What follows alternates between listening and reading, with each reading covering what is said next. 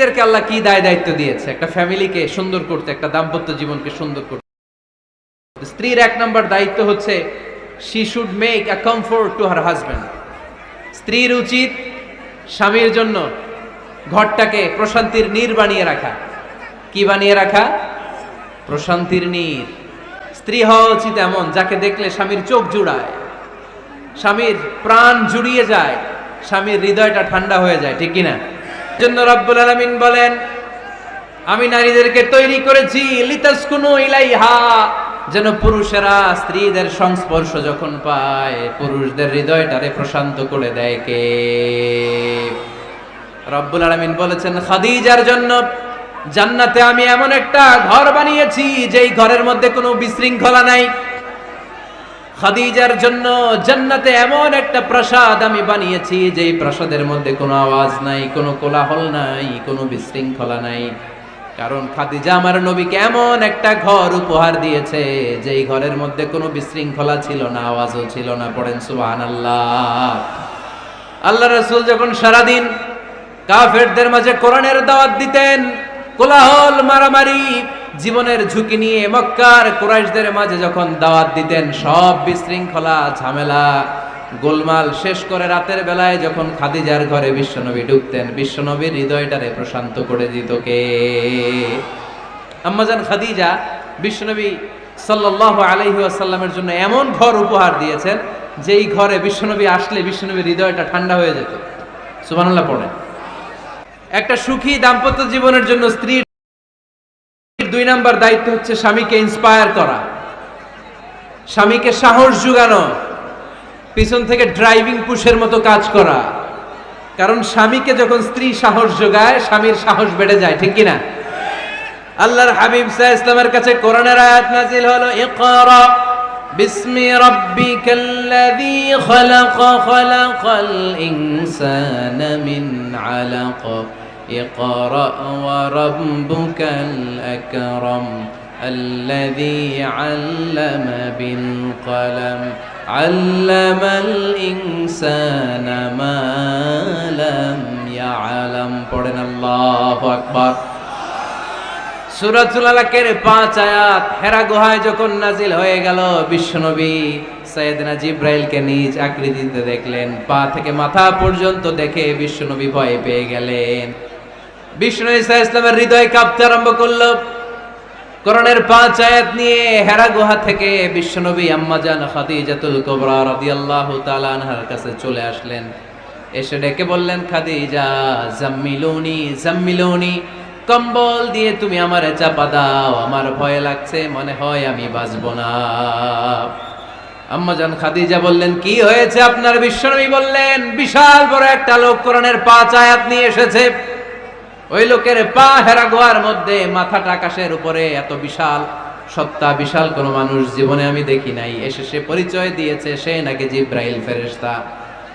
বিশ্বনবী বললেন, মনে হয় আমি বাঁচবো না, আমার জ্বর চলে এসেছে, আমার হৃদয়ের মধ্যে কাঁপুনি শুরু হয়েছে, তুমি আমারে কম্বল দিয়ে চাপা দাও।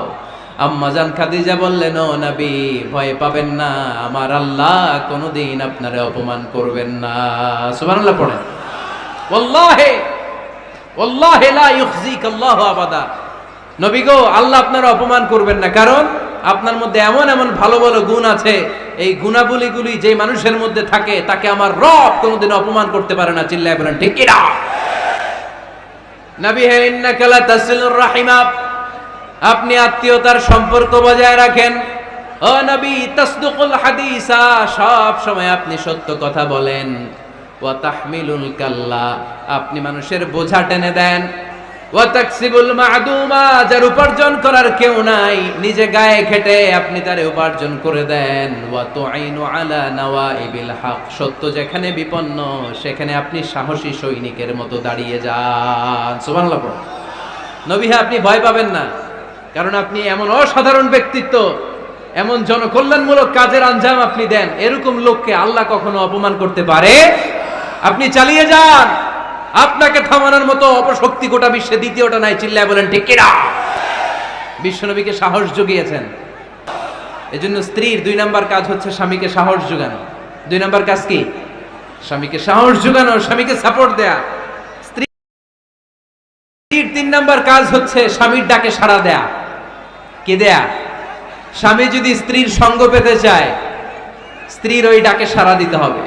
রাতের বেলা স্বামী যদি স্ত্রীর সঙ্গ চায়, আর স্ত্রী যদি সঙ্গ না দিয়ে চলে যায়, ফজর পর্যন্ত স্ত্রীর উপর আল্লাহর ফেরেশতারা লানত দিতে থাকে। চিল্লায় পড়েন নাউযুবিল্লাহ। তবে হ্যাঁ, ভ্যালিড যদি কোনো কজ থাকে, ভ্যালিড কজ, অসুস্থতা, অন্যান্য কমপ্লেক্সিটি যদি থাকে, সেটা ভিন্ন ব্যাপার।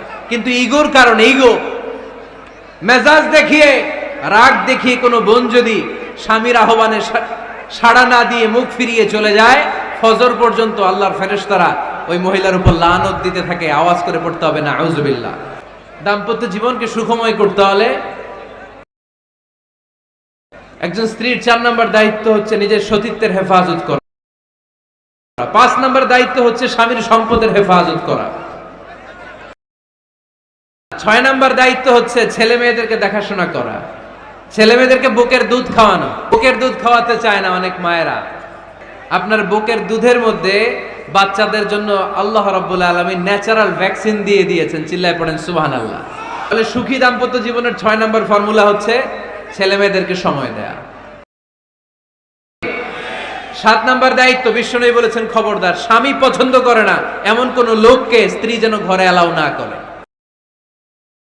8 নম্বর, স্বামীকে আর্থিকভাবে সহযোগিতা করা যদি স্ত্রী ধনী হয়। 9 নম্বর, স্ত্রীর দায়িত্ব দাম্পত্য জীবনকে সুখময় করতে নিজেকে স্বামীর সামনে বিউটিফাই করে উপস্থাপন করা। নিজেকে বিউটিফাই করে, মেকআপ করে স্বামীর সামনে উপস্থাপন করা। আমি আমার মা বোনদেরকে বলবো, আপনারা নিজেদেরকে গুছিয়ে সাজিয়ে স্বামীর সামনে উপস্থাপন করুন। পারফিউম মেখে যদি কোনো নারী বেরোয় এই উদ্দেশ্যে যে ছেলেরা আমাদের প্রতি আকৃষ্ট হবে, যতটা ছেলে তার দিকে তাকাবে, প্রত্যেকটা ছেলের সাথে জিনার গুণ আল্লাহ তাআলা এমনি তার আমলনামায় তুলে দিবে। নাউজুবিল্লাহ পড়েন। তারে পূর্ণ করে দিবে কে? বিশ্বনবী যখন সফরে যেতেন, সফর থেকে ফিরে আসার সময় ডিরেক্টলি স্ত্রীর ঘরে যেতেন না। বিশ্বনবী একজনকে ঘরে পাঠিয়ে দিতেন, মদিনার উপকণ্ঠে কিছু সময় অপেক্ষা করতেন, আর বলতেন আজকে আমি আয়েশার ঘরে যাব। আয়েশারে যে বলো আমি এসেছি, কয়েক ঘন্টা পরে আয়েশার ঘরে আমি ঢুকবো। সুবহানাল্লাহ পড়েন। স্ত্রীকে সময় দিতেন, কারণ স্ত্রী হয়তো কাজ করে, ঘর গুছায়, ঘেমে থাকতে পারে, তাকে নিজেকে গুছানোর জন্য সময়ের দরকার আছে না নাই? লম্বা সফর শেষ করে, সহিহ বুখারীর হাদিস, বিশ্বনবী যখন সফর শেষ করে মদিনায় ফিরতেন, ডিরেক্টলি স্ত্রীর কাছে যেতেন না, মদিনার উপকণ্ঠে ওয়েট করতেন এবং বার্তাবাহককে পাঠাতেন, যে বলো যে আজকে আমি সফিয়ার ঘরে থাকবো। সফিয়াকে সময় দিতেন 2-1 ঘন্টা, যাতে নিজেকে সাজিয়ে নিতে পারে। সুবহানাল্লাহ পড়ো। আমার বোনেরা, আমার মায়েরা, খবরদার, আপনার স্বামীর ভেতরে আপনার জান্নাত, আপনার স্বামীর ভেতরে আপনার জাহান্নাম। আপনার স্বামীর মনকে খুশি রাখতে পারলে জান্নাতের দরজাগুলো আপনার জন্য খুলে দিবে কে? ক্যাপাসিটির বাইরে কিছু চাবেন না। এই 10টা স্ত্রীদের দায়িত্ব। এই 10টা পয়েন্ট যদি কোনো স্ত্রী স্বামীর জন্য এইভাবে স্যাক্রিফাইস করে করে এইভাবে আঞ্জাম দিতে পারে, এই স্ত্রীদের জন্য জান্নাতের দরজাকে খোলা রেখেছে কে? আওয়াজ করে বলতে হবে, খোলা রেখে দিয়েছেন কে?